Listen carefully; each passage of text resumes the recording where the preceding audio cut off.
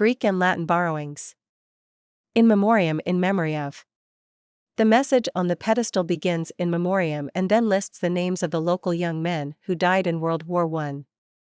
Since the days of the Roman Empire, the words in memoriam, followed by a name, have been found on monuments and gravestones. They may also appear in the dedication of a book or poem. Alfred Tennyson's greatest poem is his Immense in Memoriam, written over a period of 17 years to mourn the death of his dear friend Arthur Hallam. Magnum opus, a great work, especially the greatest achievement of an artist, composer, or writer. No one was exactly sure what the massive novel was about, but everyone was certain that it was his magnum opus. The greatest work of a great artist may be hard to agree on. Many would pick Rembrandt's The Night Watch, Mozart's Don Giovanni, Ovid's Metamorphoses, Dante's Divine Comedy, Rennes' St. Paul's Cathedral, and Michelangelo's Sistine Chapel murals. But for Shakespeare, would it be Hamlet or King Lear? For Mahler, The Song of the Earth or the Ninth Symphony? For the Marx Brothers, A Day at the Races or A Night at the Opera? Memento mori, a reminder of mortality, especially a human skull, symbolizing death.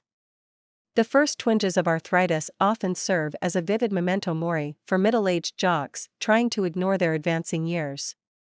Memento mori literally means remember you must die. The early Puritan settlers were particularly aware of death and fearful of what it might mean, so a Puritan tombstone will often display a memento mori intended for the living. These death's heads or skulls may strike us as ghoulish, but they helped keep the living on the straight and narrow for fear of eternal punishment.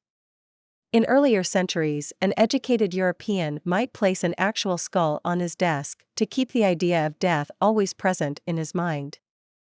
Habeas corpus, in order to bring a jailed person before a judge or court to find out if that person should really be in jail.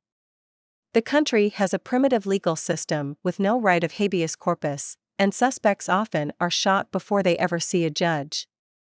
The literal meaning of habeas corpus is you shall have the body, that is, the judge must have the person charged with a crime brought into the courtroom to hear what he's been charged with.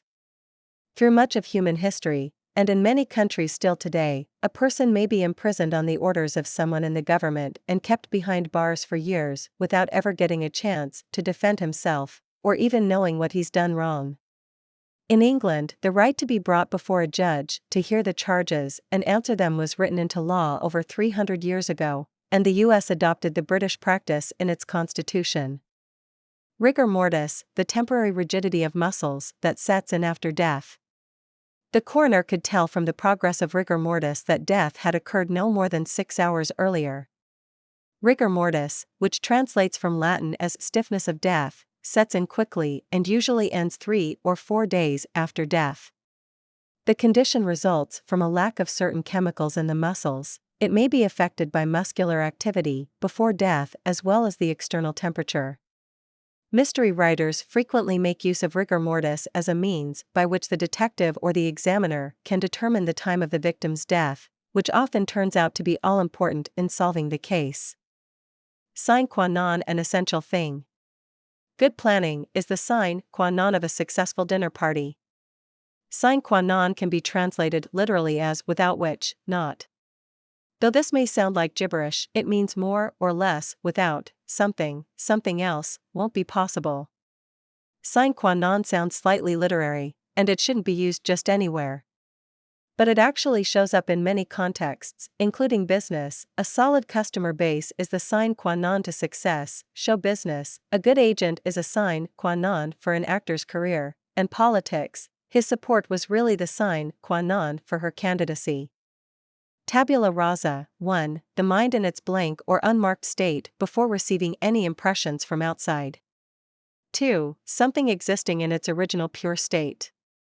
As for knowing what life outside of his little village was like, he was practically a tabula rasa. In ancient Rome, a student in class would write on a wax-covered wooden tablet, or tabula, using a stick-like implement. At the end of the day, the marks could be scraped off, leaving a fresh, unmarked tablet, a tabula rasa, for the next day's lessons. But even before the Romans, the Greek philosopher Aristotle had called the mind at birth an unmarked tablet. We still use the term today, but usually not very seriously. With what we know about biology and genetics, most of us don't really think there's nothing in a mind at birth.